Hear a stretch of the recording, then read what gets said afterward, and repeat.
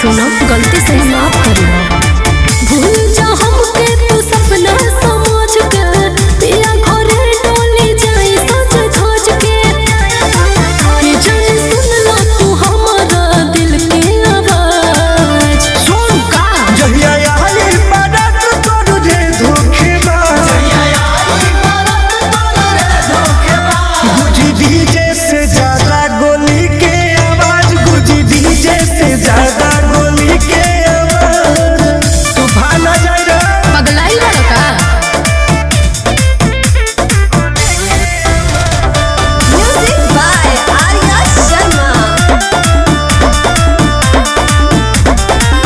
हाँ तो ना पागलपन जानो ठीक नहीं खे हमरो भी कम तो कलीफ नहीं खे। सुन तोर बारात आई रे संगे लाश जाई रे का ओही दिन पागल प्रेमी के इतिहास लिखाई रे काहे हमरा से बनेला तू रंगबाज। जहिया आई बारात तोड़ दे धोखेबाज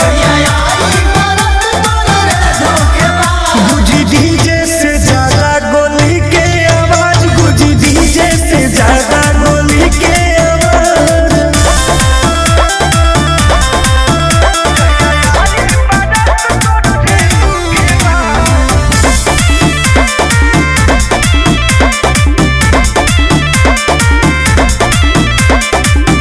होखे वाला बा जयमाल सुख दयाल हो हाथ जोड़तानी जोनी करी हो बवाल हो।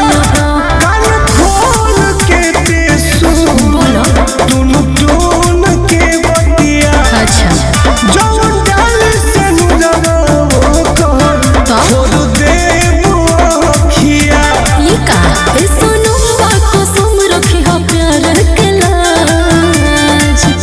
जहिया आई बारात तोड़ दे धोखेबाज गुजी डीजे से ज्यादा गोली के आवाज गुजी डीजे से ज्यादा गोली के आवाज इतिहास बना दे।